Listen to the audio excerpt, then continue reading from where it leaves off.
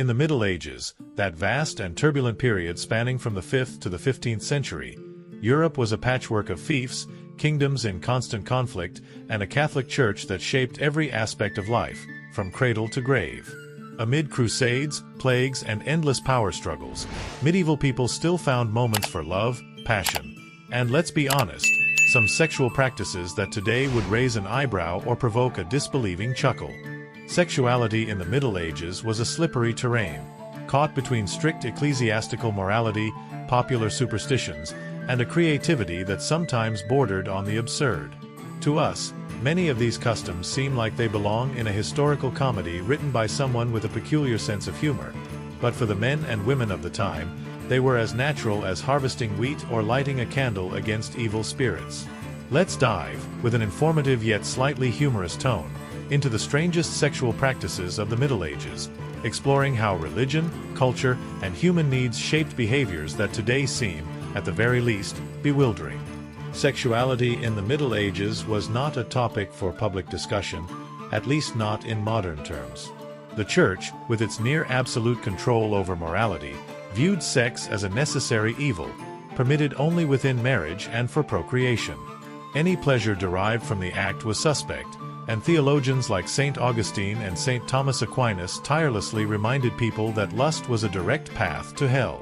Penitentials, the manuals priests used to assign punishments during confession, listed an endless array of sexual sins, from masturbation to sex on forbidden days, with penances that could include prolonged fasting or endless prayers.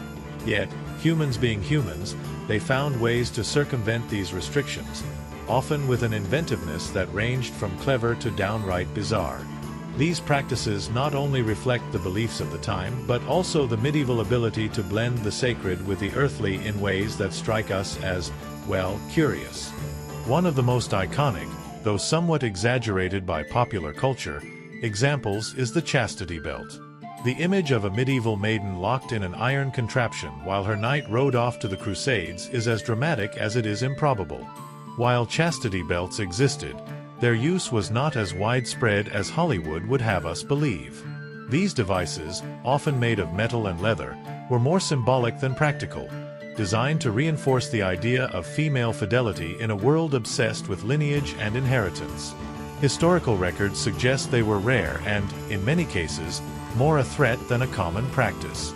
Picture a knight in shining armor looking at his wife with a mix of love and paranoia. "Darling, wear this until I return from the Holy Land in a few years." The poor woman probably rolled her eyes and carried on with her life, knowing medieval locks weren't exactly high security. Moreover, chastity belts were uncomfortable, unhygienic, and could cause infections, making them less practical than legend suggests. Yet their existence reflects a mindset that viewed the female body as something to be controlled, even from afar. The idea of the chastity belt wasn't just a reflection of male paranoia, but also of a society where inheritance was everything. In the nobility, where marriage alliances could determine a kingdom's fate, certainty of paternity was crucial.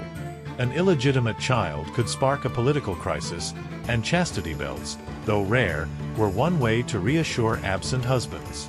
However, records also show that medieval women were not as passive as we might think. In some cases, wives found ways to remove these devices, whether by bribing a blacksmith or taking advantage of their husband's absence to, shall we say, explore other options. The literature of the time, like the fabliaux, is full of stories of clever wives outwitting jealous husbands, suggesting that reality was more complex than the narrative of the locked-up maiden. But the Middle Ages weren't all about repression. On society's margins, especially in rural areas, pagan traditions lingered, bringing with them rituals that often included a sexual component. Fertility festivals, such as spring celebrations honoring pre-Christian gods, were common in many regions. These festivities could involve dances, songs, and, in some cases, public sexual acts as offerings to ensure a good harvest. The Church, of course, condemned these practices as heresies, but pragmatic peasants carried on, thinking a bit of outdoor fun wouldn't hurt anyone. These weren't wild orgies like in a low-budget movie, but symbolic acts blending the erotic with the spiritual. In some villages, it was believed that sex in a newly sown field could awaken the earth, an idea that combined superstition with an almost touching optimism. Clerics thundered from their pulpits, but the traditions persisted because no one wanted to risk a bad harvest by neglecting the fertility spirits. These pagan practices weren't limited to fields. In some regions, rituals involved phallic objects or fertility symbols, like wooden statues carved in explicit shapes.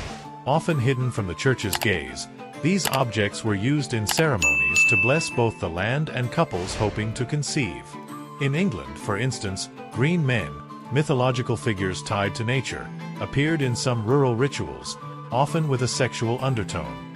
Though condemned by clerics, these practices show how pre-Christian beliefs continued to influence daily life, even in a Christian-dominated world. Medieval medicine, influenced by Greco-Roman texts like those of Galen and Hippocrates, also had its own peculiar take on sex. According to the theory of humors, the human body was governed by 4 substances: blood, phlegm, yellow bile, and black bile, and any imbalance could cause illness. Sex, in this context, was seen as a way to release excess humors, especially in men. But women weren't left out.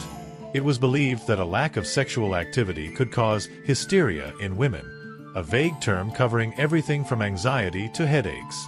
The solution, according to some doctors, was to induce a hysterical paroxysm. In other words, an orgasm. In some cases, this task fell to midwives or even physicians, who performed the procedure manually in an act that today would make us blush for its lack of privacy and crudeness.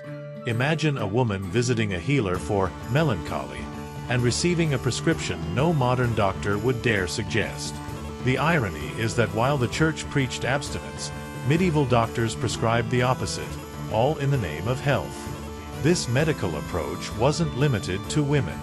Men also received treatments for sexual issues, often involving remedies as strange as they were ineffective. For example, certain foods, like bull testicles or oysters, were believed to boost virility. Medieval herbalists sold potions made from ingredients like mandrake, a plant associated with magic and desire, supposedly guaranteeing an unforgettable night of passion.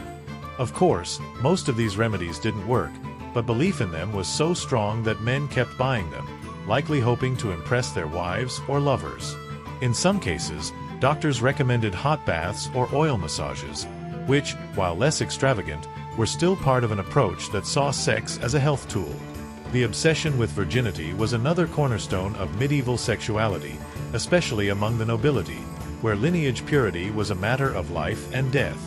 Virginity tests were common in high-profile marriages, and brides could be subjected to invasive physical exams by matrons or, in some cases, clerics. These exams were not only humiliating but also unreliable, as medieval science was hardly a model of precision. In some instances, even stranger methods were used, like interpreting a bride's dreams or analyzing her urine, because, apparently, urine was the universal indicator of everything in the Middle Ages. If the test failed, the consequences could be severe, from marriage annulment to accusations of witchcraft. After all, in a world where everything could be explained by magic or demons, an impure bride was a threat to social stability. These tests weren't limited to women. In some cases, men were also examined to prove their virility, especially if a marriage wasn't consummated. Ecclesiastical courts could require a husband to demonstrate his ability in a public setting, an experience that must have been as humiliating as it was stressful. In France, for example, impotence trials were a known practice, where a husband had to prove his virility before witnesses, often under unbearable pressure. If he failed, the marriage could be annulled, and the man was branded as incapable, a shame that could haunt him for life. In some cases, magical or religious remedies, like prayers to specific saints, were sought to cure impotence. Saint Gildas, for instance, was invoked by some as the patron saint of sexual troubles, showing how religion and sex were intertwined even in the most practical details. Witchcraft was a fertile ground for sex-related accusations. The Church had a detailed list of what it considered unnatural sexual practices, including everything from homosexuality to bestiality. These accusations were not only a reflection of the era's morality but also a political tool. Want to get rid of a rival? accused them of sodomy or participating in a witch's Sabbath, with supposed demonic orgies. Penitentials devoted entire pages to punishments for acts like masturbation, oral sex, or even sex in positions not approved by the church. Read, anything but missionary. The rules were so strict you'd wonder how medieval couples found time to enjoy anything. Yet witchcraft accusations weren't always baseless.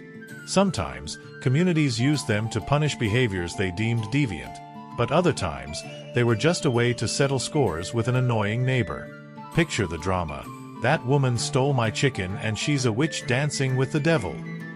The court, of course, took these accusations with a seriousness that today seems almost comical. Surprisingly, brothels were an accepted part of medieval life, especially in larger cities like Paris, London, or Venice. Though the church condemned prostitution, it tolerated it as a lesser evil to prevent worse sins like adultery or rape. Local authorities regulated brothels, assigning them specific city areas, and sex workers, though stigmatized, were seen as a necessary part of society. In some places, prostitutes even formed guilds, giving them a degree of protection. However, life in a brothel was far from glamorous. Venereal diseases like syphilis were common, and working conditions were harsh. Curiously, brothels attracted a diverse clientele, from merchants and soldiers to clerics who, forgetting their vows of chastity, sought earthly comfort. The era's hypocrisy was such that a priest could preach against lust in the morning and visit a brothel at night without raising too many eyebrows. Courtly love, another distinctive medieval phenomenon, adds a layer of complexity to the era's sexuality. Popularized in the 12th century, this ideal exalted platonic love between a knight and a lady, often married to another man. Troubadours sang odes to these relationships, filled with sighs, pledges of devotion, and language so flowery it would make a modern poet blush. However, not everything was as pure as the poems suggested. In many cases, courtly love served as an excuse for flirtations or even covert sexual encounters, all under the guise of chivalry. Imagine a knight reciting passionate verses to his lord's wife while the husband pretends not to notice to avoid a scandal. It was a delicate balancing act where desire and etiquette mingled in ways both ridiculous and dangerous. Texts of the time, like Chrétien de Troyes romances, suggest these relationships weren't always platonic, and the line between poetry and passion was often blurry. Fertility, in an agrarian society dependent on the land, was a central concern, and sex-related practices could be as strange as they were fascinating.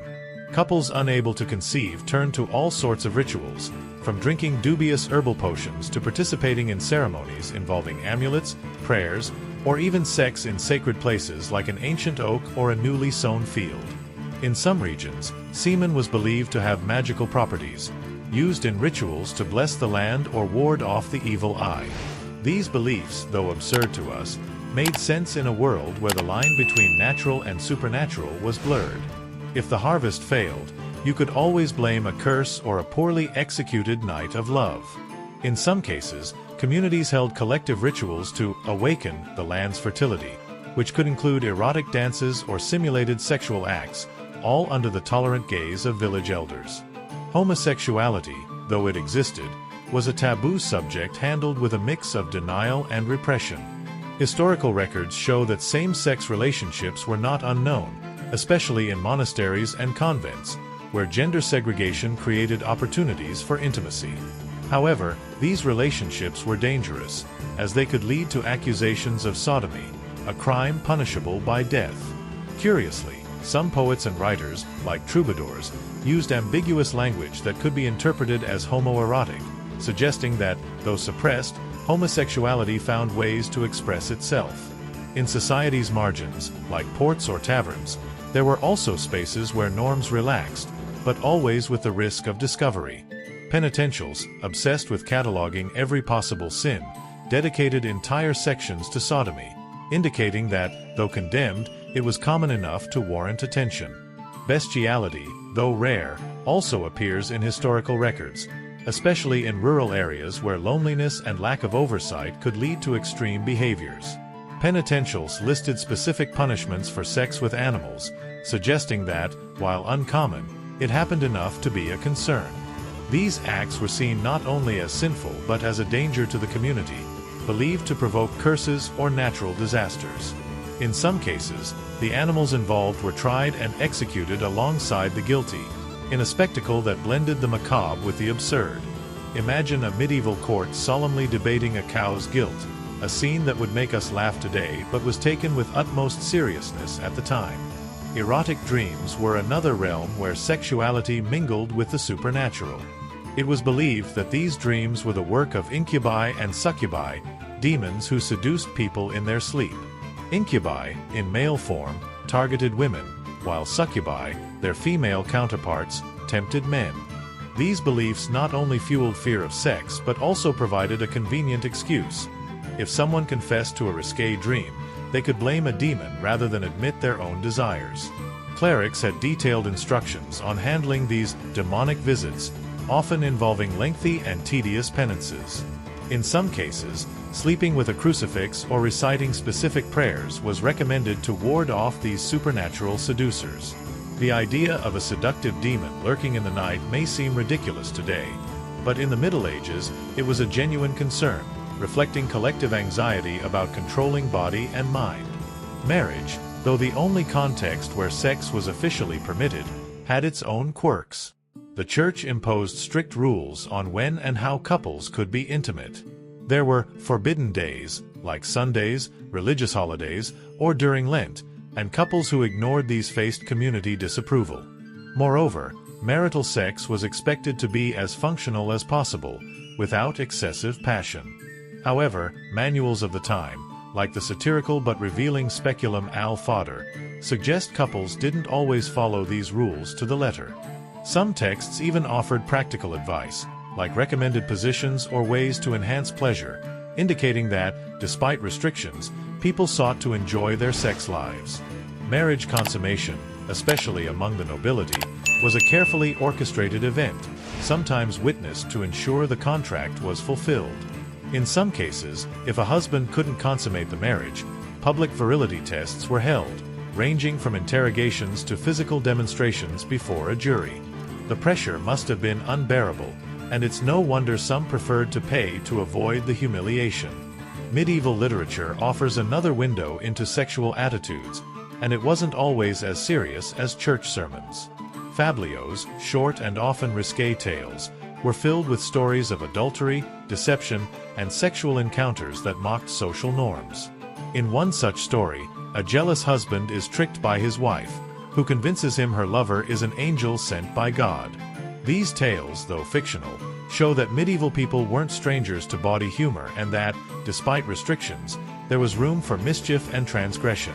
Romances, like those of Chrétien de Troyes, also played with sexual tension, depicting knights and ladies caught in webs of desire that challenged the era's norms. In conclusion, sexuality in the Middle Ages was a minefield of contradictions, where religious repression coexisted with human ingenuity and pagan traditions. From chastity belts to fertility rituals, witchcraft accusations to courtly love, medieval people navigated their sex lives with a mix of pragmatism, superstition, and sometimes sheer desperation. What may seem absurd or hilarious to us was, for them, simply part of life, as natural as the changing seasons or the tolling of bells. And though we may laugh at their methods and beliefs, we can't deny that, in their pursuit of love, pleasure, and connection, medieval people were, in their own way, as human as we are.